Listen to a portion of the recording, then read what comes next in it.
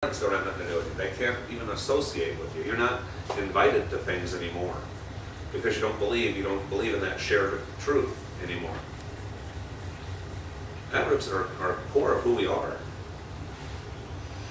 But for me and for everybody else that I'm aware of, once we find that coexistence of truth inside, that we can still honor that path even if we choose not to follow it, and we honor the folks following it, and we honor our new truth, and we honor ourselves and the folks following it, that contradiction seems to go away.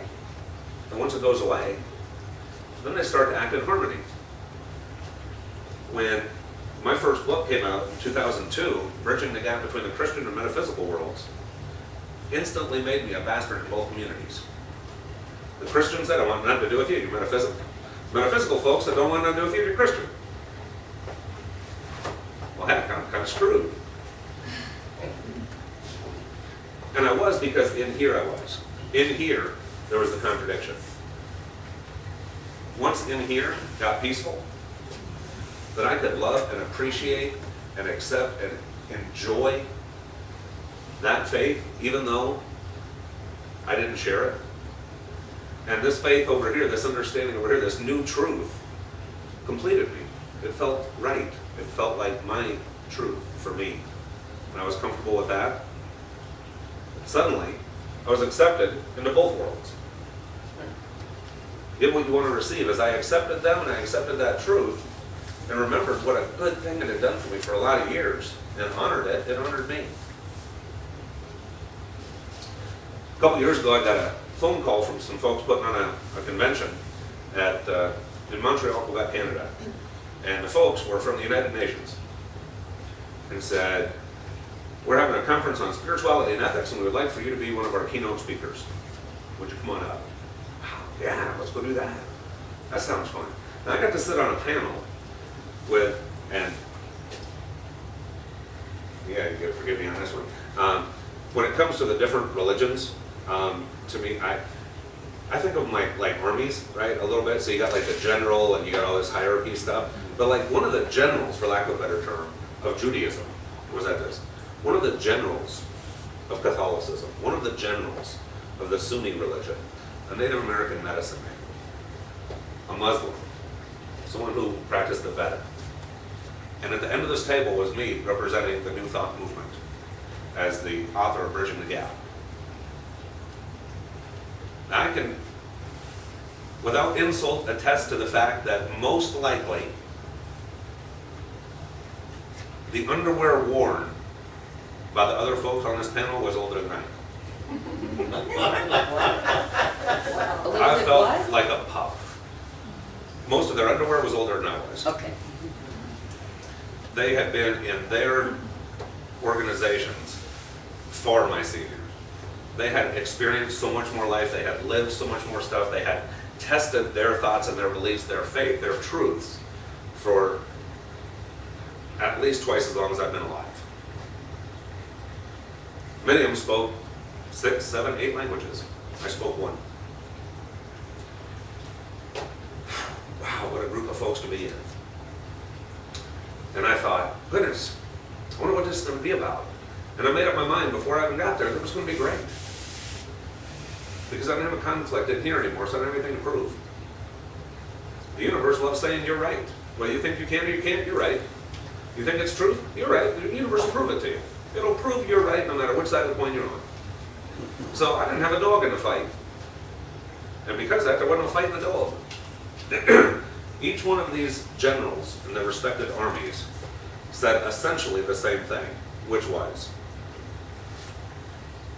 as a young person, I looked at this mountain of spirituality, and I could see but one path that went up to the top. And I started walking. I've been walking that path for 40 years, 50 years, 60 years, 70 years in some cases. And the closer I get to the summit, the further around the mountain I can see. And as I get up to the top, I can see you walking up your path, and you walking up your path, and you walking up your path. And I now know that your path is no less valid than my path, and my path is no less valid than your path. Now this was the generals of these respected religions saying this. Imagine And that was just 2 years ago, the trickle-down effect that it's going to have. Now, going beyond that, going beyond words, they said, now that I know this truth, that your truth leads to the top of the same mountain, we're done demonizing each other. We're done bastardizing each other. In fact, you may know something I don't. And this person here, this general, said, I want to come live with you for 6 months and submerge myself in your religion to understand it and know it better. And this person said, I want to come live with you for 3 months and submerge myself in your religion. For this time period, I will empty my glass and let you fill it back up. And many of these generals played musical chairs with each other's houses, lives, and religions, their truths, for an extended period of time. It was an amazing thing to be a part of. Amazing. Now in here, when we still may struggle against our old truth, if we know that the general of that army is meeting with the other generals saying, no, we're good, let's all be friends. How much easier is it in here to have the same peace?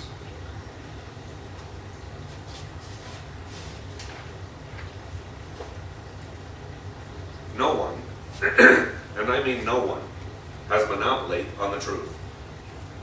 We all have access to the truth, our truth, anytime we choose.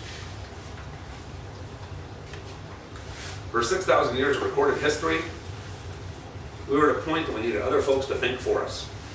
And so we'd show up and say, tell me what I think. And when that didn't fit anymore, we'd find somebody else and say, okay, tell me what I think. When that didn't work anymore, we'd find somebody else. Tell me what I think. Some would call it religion hopping, some would call it chase a guru, whatever works for you. Because we would find folks who would tell us what to think. Instead, in today's world, since the dawning of the age of Aquarius, we've entered a new era. A new era. This new era is we're allowed to think for ourselves. We're actually encouraged to think for ourselves. But our old programming that we lived in for a long time says, no, I think for you. No, I think for me. No, I think for you. And this becomes a little struggle, as long as we want it to be a struggle. Once we make peace with it, honoring that truth and honoring this truth, wonderful things start to happen.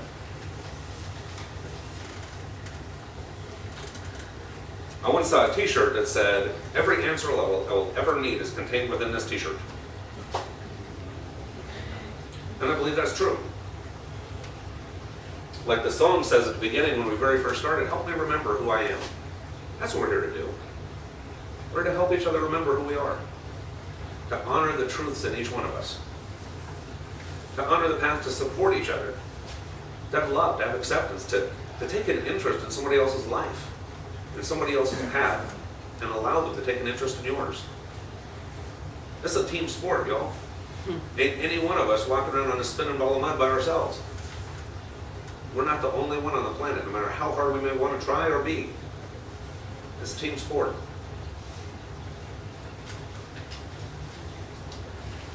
How many folks here have heard of kinesiology?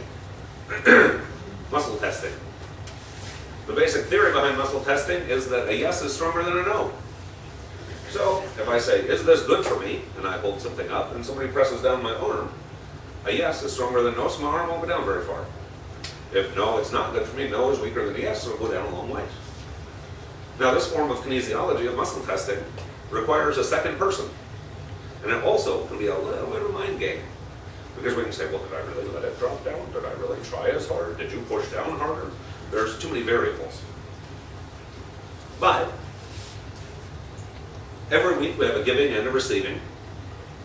And today's receiving is a little tool of kinesiology that you can utilize to find your own truth. We find our own truths through intuition.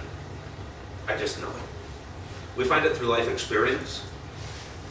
We can also tap into our own truth through our spirit guides or through a mode of divination such as a pendulum or tarot cards or kinesiology. Now in this kinesiology, in this muscle testing, and there'll be instructions that go with this, you just make 2 circles, right? Do it with me. 2 circles. And interlock them like a chain. Now, there is no right way and no wrong way to find the truth. If yes is stronger than no, and we ask ourselves a question that we know is yes, we should not be able to break those. If we ask ourselves a question that we know is no, it should slip right out. Statement or question? Either way. It can be a statement or a question because there's no right way to do it. Yes is still stronger than no, energetically. Now, how many folks have heard of Dr. Emoto? Okay? Dr. Emoto, good guy. Little Oriental guy. He's neat. He was the first person on the planet in recorded history to prove our thoughts affect things. He was looking at something under a microscope, a very high-powered microscope, and as most great inventions and great discoveries happen almost by accident. And his wife called and he was very, very happy. And he watched under the microscope the cellular structure of this water that he was looking at begin to change, and it began to look a lot like a diamond and then like a snowflake. And he thought, I wonder if I had anything to do with that. So he started to think of very negative things. And he watched that crumble inward and become almost a black pus, for lack of a better term. And to me, it looked like spilled coffee.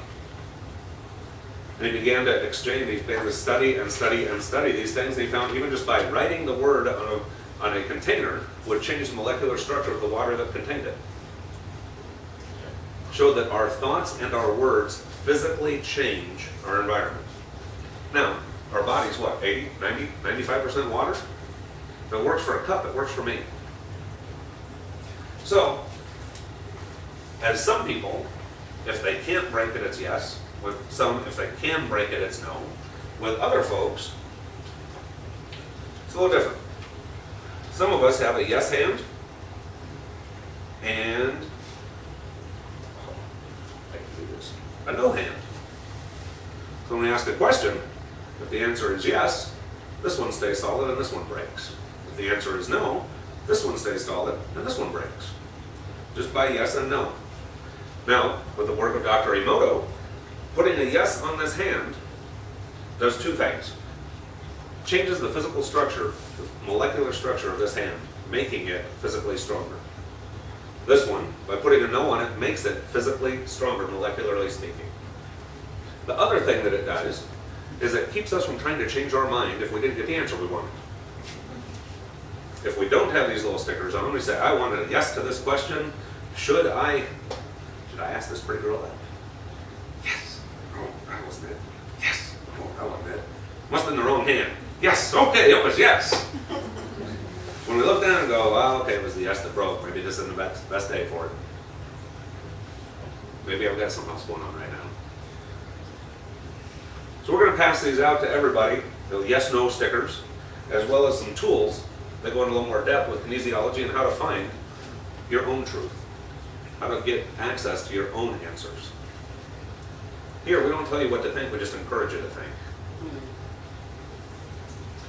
A fellow named Einstein, anybody heard of him? Good guy, crazy hair, right?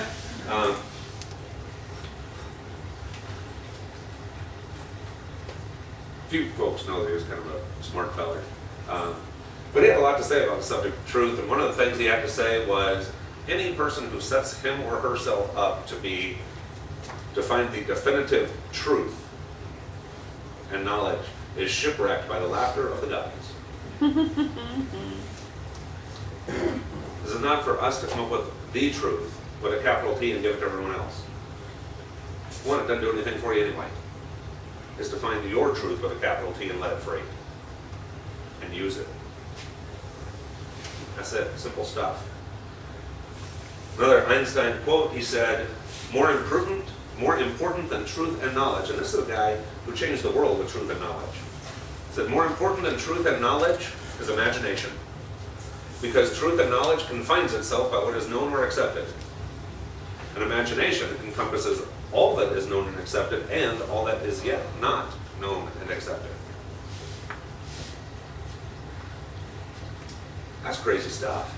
Smart guy. Kind of like him. Fuzzy hair.